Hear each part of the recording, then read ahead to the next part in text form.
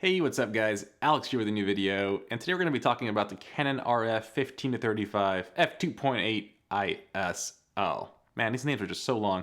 But anyways, I've owned this lens since September of last year when it launched, and haven't really talked much about it. And the reason is because this lens is just one of those lenses that does its job really well. It's nothing really special like the 51.2, the 85 1.2, or anything groundbreaking like the new RF 70-200 with its size, but it just does its job. So sometimes when you have a lens that's just such a good performer, it kind of just does its job, or it just kind of gets lost, right? So I've used this lens for all my YouTube videos since I got it back in September. So if you look at all my videos from September, it's been shot with the 15-35.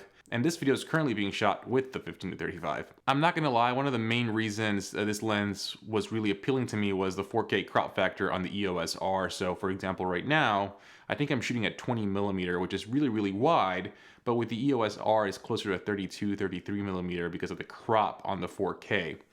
Other than that though, before owning this lens, I used to own Canon 16-35 2.8 Mark III. And the reason why I own that lens is I think that focal length, the 16-35, 15-35, is an amazing focal length for receptions during weddings, specifically during the dancing parts. But it's also my favorite focal length for travel. So this is my go-to travel lens every time I go somewhere. It speaks of the fact that when you do go somewhere, at least in my opinion, you kind of want to capture everything that's going on, right, in the background around you. And having that range between 15-35 is just really appealing. But anyways, let's go ahead and talk about this lens. So like usual, I'll be putting up pictures I've taken with this lens throughout the video. And like other lenses, I will actually be posting personal pictures too, because like I said, I take this lens with me kind of everywhere I go as far as trips and vacations.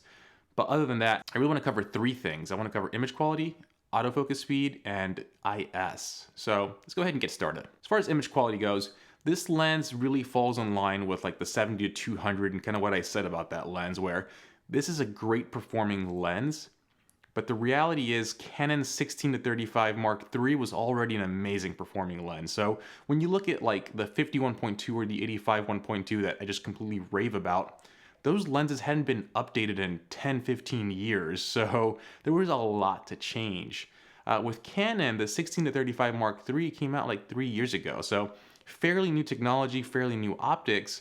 So when you look at this version, really not much to improve in image quality. Canon did make it a 15 versus 16mm on the EF version, so an extra millimeter width is nice, and also gave it IS while maintaining the same size. So they improved it in other ways, but when you look at image quality, if you own the 16-35 Mark III, this lens isn't much better. Now, is this lens sharp? Absolutely.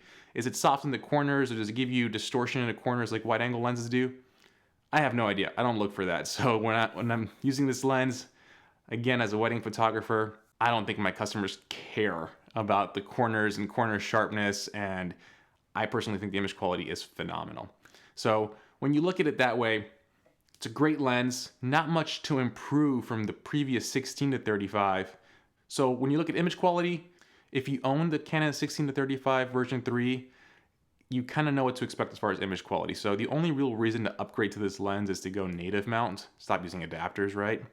IS, and maybe autofocus speed. Obviously native mount lenses are gonna perform better and give you more coverage of autofocusing points. But again, with a lens this wide, I'm not sure you're gonna get a much improvement, right? So the real reason is to go for IS and just having a native mount.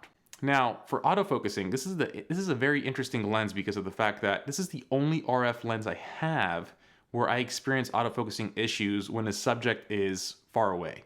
So, for example, if I'm shooting a subject within 6 feet, 8 feet, maybe even 9 feet, the lens is accurate, tech sharp, it does its job. But where it gets really interesting is when a subject is about 10 feet away or even further, this lens misses a lot. Now, that can be because of various things, right? So, like, it's a wide angle lens, and for example with a 35, or even on I guess I should say on a 35 end of the lens, it doesn't, but when you go wider, the phase detection doesn't work as well, and sometimes the lens just focuses on the background. Now I've tried to minimize this by changing my autofocusing point to a small single point and put it on the subject, but even then I still have times where I have the small autofocusing point on my subject, and it still focuses on the background. It's not that big of a deal because on a wide angle lens, the depth of field is not as small or narrow as it is with like a 50 or 85. So the image could still somewhat work, but it is annoying to see that you are missing focus on some of these images. And this has been from the very beginning, and it still happens today. And it only happens when the subject is far away. So I'm not sure exactly if Canon needs to issue a firmware update or if I'm doing something wrong. But that's the only real issue I've seen with autofocusing with this lens. When a subject is close, face detect, eye detect works, and it's tack sharp, right? So just one thing to kind of keep in mind, and if any other owners out there have the lens, have you experienced that? Please kind of leave it in the comments below. I'm not sure if it's just kind of my copy that's having those issues. Now for the third thing I wanted to cover, image stabilization. So this is Canon's first 2.8 wide angle lens to have IS, and I think before this the only lens that had it, or the only wide angle lens that had it, was their 16-35 f4. So they brought it over to the 2.8 lens, and it's been great, right? So for weddings, I like to drag my shutter throughout dancing moments. So I'm usually shooting at 1/10 of a second, and I do turn off the IS for that because I want to get those blurry backgrounds. But sometimes in between those moments, the couple will come to me and they'll want a certain picture or they'll want a group picture, and I won't change my settings. I'll literally just turn on IS and shoot at 1/10 of a second, and I'm getting tack sharp photos. So I've never really pushed it beyond that. But I can tell you right now that at 1/10 of a second, I use it all the time during wedding receptions, and it's never let me down. It's gotten sharp photos, and that's just IS on the lens. So when you think about kind of Canon's upcoming camera with the R5 having its own in-body image stabilization, kind of paired with IS on this lens, maybe a second, right? Maybe you can push it even further, right? It should be pretty impressive to see what you can do. But overall, like, I think, look, this lens is a solid performing lens. Is it worth $2,200? I think if you need the focal length, absolutely.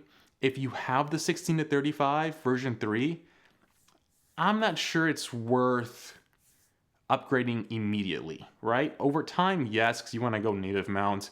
But initially, the adapter, the EF to RF adapter works great, and $2,200 is a lot of money. And you don't necessarily get too much more. Now, again, it really depends on what you're doing, right? If you need the IS for video, or you're pairing it with a gimbal, it's going to give you even smoother footage, then yes, it could be worth it, right? But if you're using it for photo, it's hard to justify the $2,200 if you own the version 3 of the 16-35 EF lens, right? Other than that, like, I don't regret buying this lens. This lens is used every wedding. It's used for every trip. It's used every time I need to kind of leave the house with a camera. I need one lens. This is the lens I bring. So overall, I've really enjoyed the lens, even with kind of the small little focusing issues I've had. It's been a great performer. So as a whole, it's a great lens. Like, if you have the money, go for it. If you own the version 3, a 16-35 might not necessarily be worth it immediately, but in the end, like, I can still recommend this lens, right? So hopefully there's a rebate or it goes on sale soon, so it's easier to kind of just grab. But overall, those are my thoughts on the Canon RF 15-35 2.8. Let me know what you think down below. Now, kind of with this self-quarantine at home and everything that's going on right now, I should be putting out more content.